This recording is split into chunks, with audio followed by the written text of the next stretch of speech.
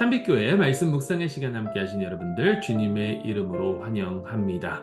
하나님의 나라는 과연 어떠한 곳이고 누가 차지할 수 있는 곳인가? 우리 계속해서 하나님 말씀을 통해서 함께 나누고 있습니다. 오늘은 사무엘의 이야기를 계속 이어가는데요. 먼저 사무엘상 8장 4절부터 7절 말씀 우리 함께 보시도록 하겠습니다. 이 말씀을 우리가 읽기 전에 잠시 그 배경을 설명을 드리면, 이제 엘리 그 제사장도 죽었고 사무엘이 이스라엘의 지도자가 됩니다.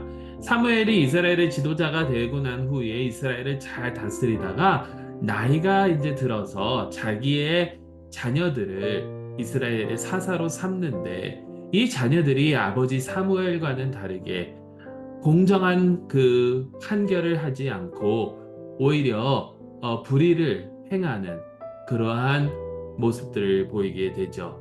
이러니까 이스라엘 사람들이 이제 사무엘 앞으로 나아가서 하는 말입니다. 자, 사무엘상 8장 4절부터 7절 말씀 제가 봉독합니다. 이스라엘 모든 장로가 모여 라마에 있는 사무엘에게 나아가서 그에게 이르되, 보소서, 당신은 늙고 당신의 아들들은 당신의 행위를 따르지 아니하니 모든 나라와 같이 우리에게 왕을 세워 우리를 다스리게 하소서 한지라.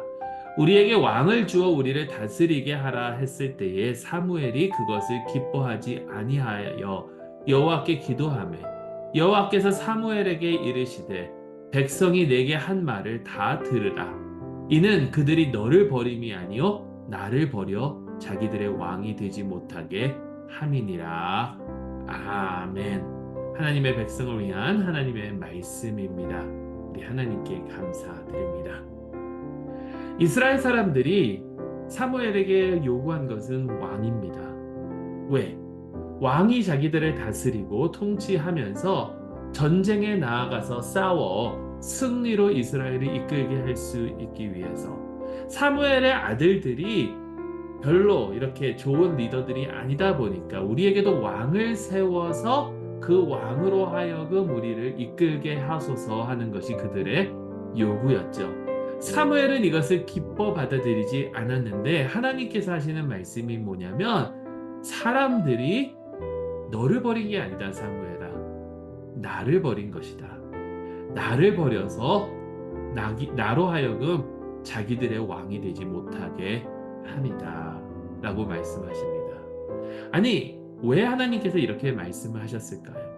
왜 이스라엘이 왕을 요구하는 것이, 특히 사무엘의 아들들처럼 공의를 행하는 그 사도들이 없는, 그러니까 공의를 행하지 못하는 그 사사들이 있는데, 그 공의를 행하지 않는 그 사무엘의 아들들 같은 자들을 버리고 왕을 요구하는 것이 왜 하나님을 버리는 행위일까요? 여러분, 그것은 간단합니다. 사람은 누구나 다 누군가를 섬기며 살아가게 만들어져 있습니다. 그런데 그것을 우리가 하나님을 섬길 것이냐, 아니면 이 세상의 다른 것을 섬길 것이냐 라고 했는데, 지금까지 하나님께서 이스라엘을 이끌어 온 그 내용들을 보면, 하나님께서 이스라엘을 이끄실 때에 어느 지도자들을 세워서 그들로 하여금 이스라엘을 이끌게 하셨다라는 거죠. 그런데 때로는 그 지도자들이 하나님 앞에서 올바르게 행하고 이스라엘을 잘 이끌 때도 있었지만, 때로는 그러지 못하는 지도자들도 있을 때도 있었습니다. 어쨌든 간에 하나님께서 이스라엘을 이끄실 때에 지도자들이 얼마나 뛰어나고 얼마나 위대한가 때문에 이스라엘이 보호를 받은 것이 아니라, 하나님께서 그들을 보호하시고 하나님께서 그들을 이끌어 주셨다라는 점을 우리는 기억을 해야 돼요. 물론 온니엘처럼 좋은 사사가 있었을 때도 있습니다. 하지만 삼손처럼 어떻게 보면 굉장히 실수도 많이 하는 사사들이 있을 때도 있었죠. 사무엘이라고 실수하지 않았겠습니까? 엘리가 제사장이었을 때 악을 행했습니다. 그의 자녀들도. 하지만 이 세상의 그 사람들이 이스라엘을 이끈 것이 아니라 이스라엘을 보호하고 이스라엘을 이끈 것은 바로 여호와 하나님이시라는 것을 우리는 기억해야 된다는 거예요. 그런데 그 하나님을 의지하지 못하고 하나님을 믿지 못하고 다른 곳을 의지하고 다른 곳에서 자신들의 그 시큐리티, 안정을 찾으려고 하는 그러한 마음들이 이스라엘에 있었다라는 거죠. 그러니까 왕을 구하는 겁니다. 다른 나라들처럼 우리에게도 왕을 주소서. 다른 나라들을 보니까 왕이 와서 전쟁을 이끌고 하는 걸 보니까 그것이 얼마나 위력이 있고 그런 것을 깨닫다 보니까 우리에게도 그렇게 해주시옵소서. 결국 하나님을 저버리고 이스라엘은 자신들에게 보여지는 그 안정을 취하기 위해서 왕을 요구했다라는 거예요. 하나님만으로는 부족하다. 여러분, 이러한 마음이 우리에게는 있지 않을까요? 하나님 은혜만으로는 부족해. 나에게 만족을 줄 수 없어. 지난 주일날 우리가 함께 묵상했던 것처럼. 그러니까 다른 것을 요구하고 다른 것을 따르려고 하고 다른 것으로 내 그 만족을 채우려고 하는. 하지만 여러분, 우리는 분명히 기억해야 될 것이 있는데요. 이 세상 그 어떠한 것도 우리를 하나님 나라의 백성으로 만들어줄 수 없다라는 겁니다. 하나님 나라의 백성이라는 것은 하나님을 우리의 왕으로 모실 때에 하나님 나라 백성이 될 수 있는 거예요. 하늘나라, 하나님의 통치가 있는, 하나님께서 우리의 왕이십니까? 아니면 우리는 다른 것들을 붙들고 거기서 만족을 찾고 거기서 삶의 의미를 찾고 거기서 내 삶의 그 방향을 찾고 있지는 않는지. 우리가 하나님 나라의 백성이 되려면 여호와 하나님만 믿고 의지하며 나아가야 될 줄로 믿습니다. 이 말씀을 기억하시면서 우리 한번 우리의 자신을 되돌아볼까요?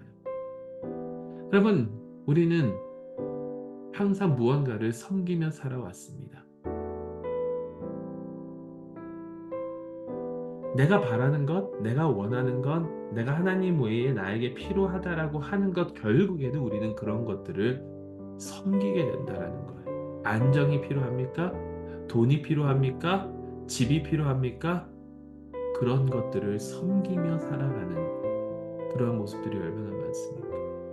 물론 그러한 것들이 필요하지 않다라는 말이 아니에요. 하지만 거기에 목숨을